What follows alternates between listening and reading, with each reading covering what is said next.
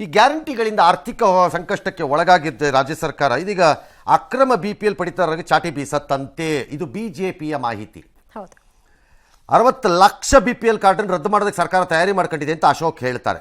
ಹಲವು ಕಠಿಣ ನಿರ್ಬಂಧಗಳನ್ನು ಹಾಕ್ತಾರೆ ಇವರು. ಗುಡಿಸಲಿದ್ದವ್ರಿಗೆ ಮಾತ್ರ ಸಿಗಬೇಕು ಅಂತ ಅವ್ರು BPL ಕಾರ್ಡ್ ರದ್ದು ಮಾಡ್ತಾರೆ ಅಂತೆಲ್ಲ ಹೇಳಿದ್ದಾರೆ. ಪಾಪರಾಗ್ಬಿಟ್ಟಿದೆ. ತೆರಿಗೆ ಹೆಚ್ಚಿದ್ರು ಸಂಬಳ ಕೊಡೋಕ್ಕಾಗ್ತಿಲ್ಲ. ಹಿಮಾಚಲ್ ಪರಿಸ್ಥಿತಿಗೆ ಹೋಗ್ಬಿಟ್ಟಿದ್ದೀವಿ. ಗೃಹಲಕ್ಷ್ಮಿಗೆ ಹಣ ಕೊಡ್ತೀವಿ ಅಂತ ಲಕ್ಷ್ಮೀ ಹೆಬ್ಬಾಳ್ಕರ್ ಮೇಡಮು ಹೇಳ್ತಾರೆ. ಹೇಳಿ ವಾರ ಕಳೆದ್ರು 2 ವಾರ ಕಳೆದ್ರು ಕಾಸು ಬರಲ್ಲ. ಅದು ನಿಜ. ಅದು ಏನಿದು ಸರ್ಕಾರದ ಕತೆ? ವೈಟ್ ಡಮಾರ್ ಸರ್ಕಾರ ಹೇಳಿಲ್ಲ, ಅವರು ಹೇಳ್ತಾರೇನು. 60 ಲಕ್ಷ ಕಾರ್ಡ್ಗಳನ್ನು ವಜಾ ಮಾಡೋರು ಇದ್ದಾರೆ. ಗುಡ್ಸ್ಲಲ್ಲಿದ್ದರೆ ಮಾತ್ರ ಸಿಗಬೇಕು. ಆ ಥರದ್ದೆಲ್ಲ ನಿಬಂಧನೆಗಳು ಮಾಡಿ ಯಾರ್ಯಾರು BPL ಅಲ್ಲಿ ಇದ್ದಾರೋ ಅವರೆಲ್ಲರಿಗೂ ಕಿರುಕುಳ ಕೊಡೋಕ್ಕೆ ಶುರುವಾಗಿದ್ದಾರೆ. ತಿರುಗಿ ಬೀಳ್ತಾ ಇದ್ದಾರೆ. ಸರ್ಕಾರ ಪಾಪರ್ ಆಗಿದೆ. ಈಗ ಹಿಮಾಚಲ ಪ್ರದೇಶ ಸಂಬಳ ಕೊಡ್ತಾ ಇದೆ. ಫಸ್ಟ್ ಆಫ್ ಆಲ್ ಅರ್ಬನ್ ಏರಿಯಾಸಲ್ಲಿ ಗುಡಿಸಲುಗಳಿಲ್ಲ. ಹೆಚ್ಚು ಕಡಿಮೆ ಎಲ್ಲ ಸ್ಲಮ್ ಡೆವಲಪ್ಮೆಂಟ್ ಬೋರ್ಡಲ್ಲಿ ಮನೆ ಕಟ್ಕೊಟ್ಬಿಟ್ಟಿದ್ದಾರೆ. ಎಲ್ಲೋ ರೂರಲ್ ಸೈಡಲ್ಲಿ ಸ್ಲಮ್ಗಳ ರೂಪದಲ್ಲಿ ಇನ್ನೂ ಗುಡಿಸಲು ಇರ್ಬೋದೇನೋ, ಅಥವಾ ಹಳ್ಳಿಗಳಲ್ಲಿ ಇರ್ಬೋದೇನೋ, ಬೇರೆ ಕಡೆ ಇಲ್ಲ. 60 ಲಕ್ಷ ತೆಗೀತಾರೆ ಅಂದರೆ ಈ ಮಲ್ಟಿಪ್ಲೈಡ್ ಬೈ 4 ಜನ ಅಂದರೆ 2.5 ಕೋಟಿ, ವಿಚ್ ಈಸ್ 50%.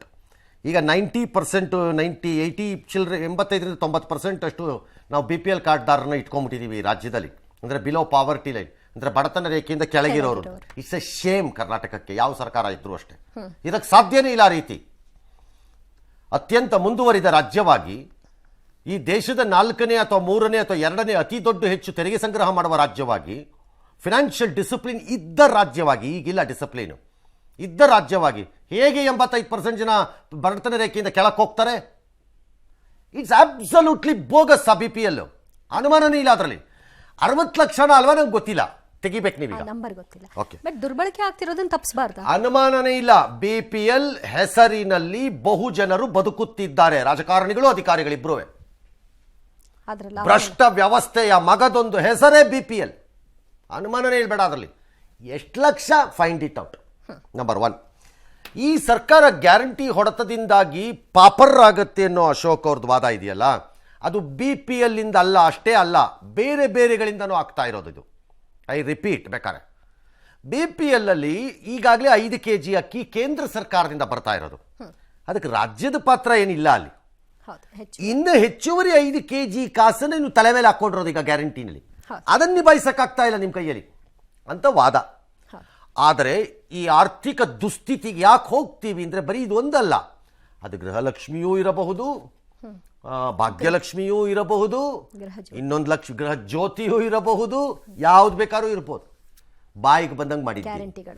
ಅದಷ್ಟೇ ಅಲ್ಲ, ಅದು 60,000 ಕೋಟಿ ಮಾತ್ರ. ಅದಷ್ಟೇ ಅಲ್ಲ. ನಿಮ್ಮ ಕಮಿಟೆಡ್ ಎಕ್ಸ್ಪೆಂಡಿಚರ್ ಅಂದರೆ ನೀವು ಅದನ್ನು ನಾನು ಖರ್ಚು ಮಾಡಲೇಬೇಕು, ಅದನ್ನು ವ್ಯಯ ಮಾಡಲೇಬೇಕು ಅಂತ ಕಮಿಟ್ ಮಾಡ್ಕೋತಿರೋ expenditure, which is salary, pension, ಸಂಬಳ ಮತ್ತು ಪಿಂಚಣಿ, ಸಾಲ ಮತ್ತು ಬಡ್ಡಿ ಏನಿದೆ ಅದೇ 50%ಗೆ ಬಂದಾಗೋಗಿದೆ ಕರ್ನಾಟಕದಲ್ಲಿ. ಈಗ ಹೊಸ ಪೇ ಕಮಿಷನ್ ಆದಮೇಲೆ ಅದು ಇನ್ನೂ ಮುಂದಕ್ಕೂ ಹೋಗಬಹುದು. ಹೊಸ ಫಿಗರ್ಸ್ ಬಂದಾಗ ಹೇಳ್ತೀನಿ. ಈಗ ಸದ್ಯಕ್ಕಿರೋ ಫಿಗರ್ಸಲ್ಲಿ ಅದೇ 50%ಗೆ ಬಂದಾಗೋಗಿದೆ. 33 ಪ್ಲಸ್ 1 12, 35, 37 ಪ್ಲಸ್ ಉಳಿದಿದ್ದು ಸೇರಿದ್ರೆ 40% ಬಂದಾಗೋಗಿದೆ. ಅದಕ್ಕೆ ಹೋಗಿ ಗ್ಯಾರಂಟಿ ಸೇರ್ಕೊಳ್ಳುತ್ತೆ. ಅಲ್ಲಿ ಸೇರ್ಕೊಳ್ಳುತ್ತೆ. 60,000 ಕೋಟಿ ಅಂತಂದರೆ ಗ್ಯಾರಂಟಿನಲ್ಲಿ 2.5 ಲಕ್ಷ ಬಜೆಟ್ ಗಾತ್ರ ಇಟ್ಕೊಂಡ್ರು, 20% ಹಾಕಿದ್ರು 43 ಪ್ಲಸ್ 23 65%. 100ರಲ್ಲಿ 65 ರೂಪಾಯಿ ಡಮಾರ್. ಇಲ್ಲಿ ಇದು ಡಮಾರು. ಉಳಿತಿರೋದೇನು ನಿಮ್ಮ ಹತ್ರ? 32 ರೂಪಾಯಿಂದ 35 ರೂಪಾಯಿ. 25, 24, 25 ಆರ್ಥಿಕ ವರ್ಷ ಮುಗಿದ್ಮೇಲೆ ಅದು ಪರಿಸ್ಥಿತಿ ಏನಾಗುತ್ತೆ ಅಂತ ಆಮೇಲೆ ನೋಡೋಣ. ಬೇಕಾದ್ರೆ ಇನ್ನೂ ಜಾಸ್ತಿ ಆಗುತ್ತೆ ಅಂತ ನನ್ನ ಲೆಕ್ಕಾಚಾರ ಹಾಗೇ ಆಗುತ್ತೆ. ಬರೆದಿಟ್ಕೊಳ್ಳಿ. ಎಲ್ಲಿರುತ್ತೆ ದುಡ್ಡು ನಿಮಗೆ? ಡೆವಲಪ್ಮೆಂಟ್ಗೆ ಚಾನ್ಸೇ ಇಲ್ಲ. ದುಡ್ಡಿರೋಕ್ಕೆ ಡೆವಲಪ್ಮೆಂಟ್ ಝೀರೋ. ಆಗ ಚಾನ್ಸೇ ಇಲ್ಲ. ಇಷ್ಟೆಲ್ಲ ನೀವು ರೈಸ್ ಮಾಡಿದ್ರು, ವ್ಯಾಟ್ ರೈಸ್ ಮಾಡಿದೆ, ಪೆಟ್ರೋಲ್ ರೈಸ್ ಮಾಡಿದೆ, ಋಣ ಸ್ವತ್ತಿಂದು ಪತ್ರ ತಗೊಳಕ್ಕೆ ರೈಸ್ ಮಾಡಿದೆ, ಪಂಚಾಯತಿಲಿ ಡಾಕ್ಯುಮೆಂಟ್ಗೆ 5 ರೂಪಾಯಿ ಇದ್ದಿದ್ರೆ 50 ರೂಪಾಯಿ 5,000 ರೂಪಾಯಿ ಮಾಡಿಬಿಟ್ಟೆ. ಆಸ್ತಿ ನೋಂದಣಿನ ಜಾಸ್ತಿ ಮಾಡಿದೆ, ಪವರ್ನ ಜಾಸ್ತಿ ಮಾಡಿದೆ, ನೀರಿನ ಮಾಡ್ತೀನಿ ಅಂತ ಹೇಳಾಯಿತು. ನೀವು ಎಲ್ಲ ಮಾಡ್ಕೊಂಡು ಆಸ್ತಿ ಬೆಲೆ ಮೌಲ್ಯ ಜಾಸ್ತಿ ಮಾಡಿದ್ರಿ, ಅಥವಾ ಆಸ್ತಿ ತೆರಿಗೆ ಜಾಸ್ತಿ ಮಾಡ್ತಾ ಇದ್ದೀರಿ. ನೀವು ಎಲ್ಲ ಮಾಡ್ಕೊಂಡು ಬಂದರು, ಗುಂಡು ಎಲ್ಲ ಮಾಡಿದ್ರು, ನಿಭಾಯಿಸಲಿಕ್ಕೆ ಆಗಲ್ಲ. ರೀಸನ್, ಕಮಿಟೆಡ್ ಎಕ್ಸ್ಪೆಂಡಿಚರ್ನಲ್ಲಿ ನೀವು ಯಾವ ಹಿಡಿತವೂ ಇಲ್ಲದೆ ಹೋಗ್ಬಿಟ್ಟಿದ್ದೀರಿ, ಹಾಗಾಗಿ ಅನುಭವಿಸ್ತೀರಿ. ಹಾಗಾಗಿ ಬರೀ ಅಕ್ಕಿ BPL ಇಂದ ಒಂದಿಂದ ಅಲ್ಲ ಪಾಪರ್ ಆಗೋದು ಕರ್ನಾಟಕ, ಬೇರೆ ಎಲ್ಲ ಕಾರಣಗಳಿಂದ ಸಮಗ್ರವಾಗಿ ಪಾಪರ್ ಆಗ್ತೀರಿ. ಕಾಯೋಣ.